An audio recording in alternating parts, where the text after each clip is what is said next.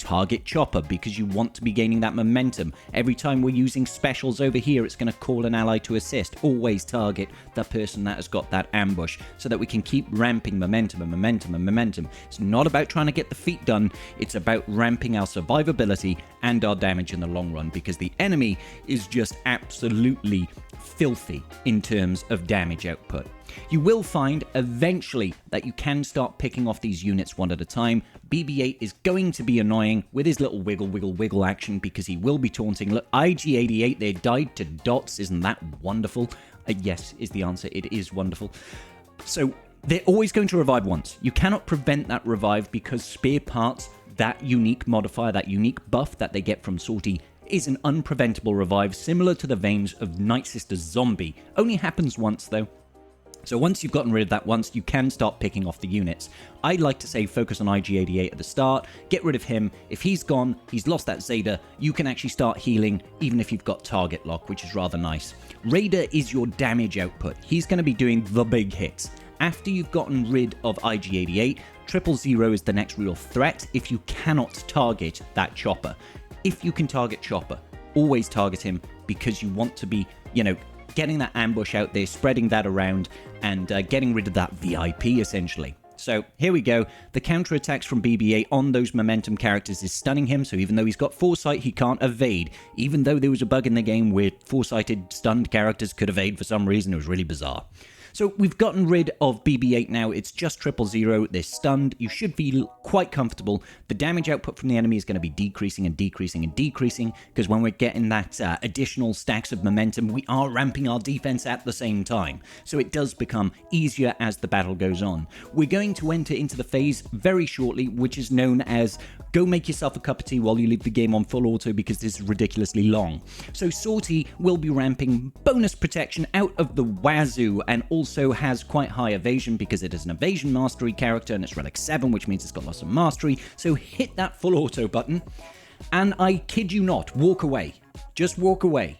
Do something else. Do something far more productive, like, I don't know, rubbing sand in your eyes. Anything. I could make some comments here about some rather explicit things, but we're not going to do that. So what instead we're going to do is we're going to jump ahead because it takes so long. And we've just got 6 minutes left on the counter now. Eventually it's getting to the point where your Raider is hitting for 300,000 points of damage and Sortie is shrugging it off. It makes my brain melt, and not in the fun way. You can defeat her eventually though. Just trust in the process, full auto it, and do something else.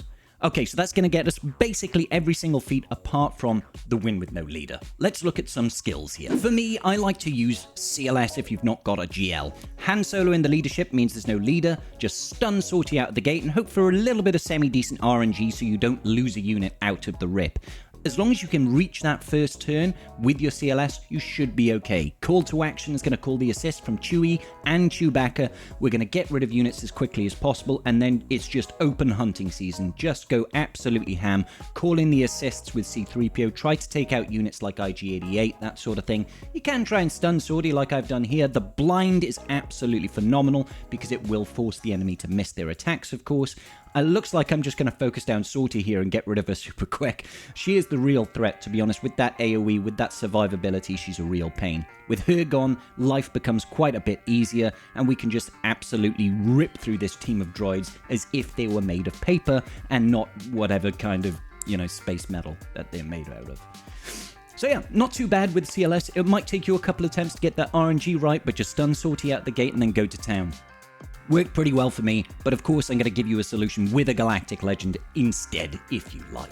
So with a Galactic Legend, you can go in with a Sith Trooper lead, full First Order, with Supreme Leader Kylo Ren. Once again, we're just going to stun Sortie out of the gate, and you could probably just put this on full auto at this point.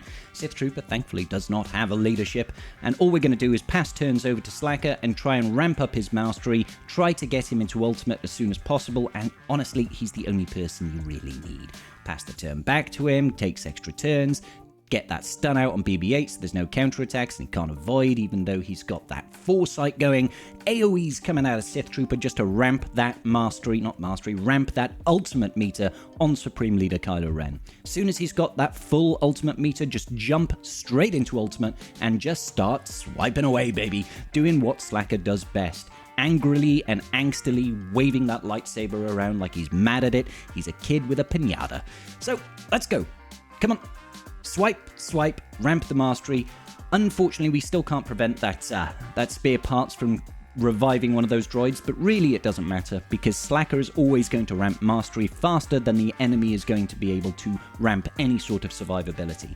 They're going to drop off one by one, and as you can see, he's already got a full ult meter, so he can do back-to-back ults, and of course, as you know, while Supreme Leader Kylo Ren is in his ultimate, he cannot actually be damaged. Now, I did this once, and we actually had everybody survive, but then I realized I wasn't even recording because I fail as a content creator just in general.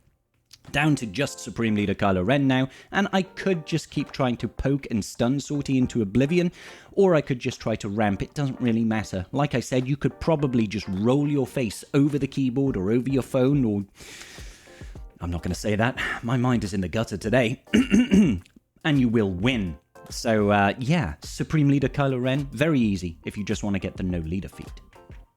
The last thing I'll show you is how to get momentum on the top tier without using a GL, even if you've got relatively bad Tuskens. If all you've got is, the Tuskens where I have just the requirements, no warrior, no shaman really geared up, you can go in with Watt and Hermit Yoda and get the momentum feat done anyway. You just need to keep that survivability. We spoke about the modding earlier on. Keep that modding, lots of survivability, lots of speed. Hermit Yoda is going to pass that master's training over to Raider, and then make sure you get the weapons tech on Raider as well. That means he's going to generate a little bit of extra turn meter, and that's going to help him take more turns, so that we'll eventually be able to ramp and keep that control. Now, I've put the recovery tech, I want to say, on my shaman.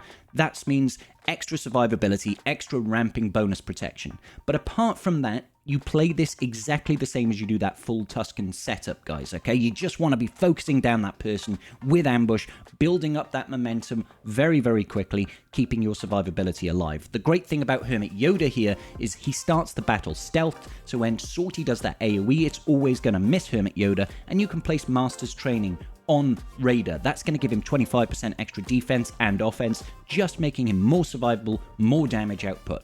There's also a little element of recovery there, and if you are actually quite lucky, you will be able to get multiple Master's Trainings out on this team. So you could throw it on, you could throw it on the Chieftain, you could throw it on Urororo as well. Build up that offense and that survivability nice and early so that we can see out the entire battle. Now, I'm not going to play through this entire thing. Like I said, it plays exactly the same as a full Tusken team. So just go in there and take out the person with that ambushed one at a time, ramping up your stats thanks to all the momentum that you're generating. You can see it does eventually just get down to Sortie and the Tuskens, and you know how this goes. It takes about 10 minutes for us to chew through this rather chunky Sortie. She has got so much bonus protection that we need to be doing hundreds of thousands. 240,000 crit coming out of Raider there. He was just absolutely going ham, and Sortie was like, yeah, I've got bonus protection, boys.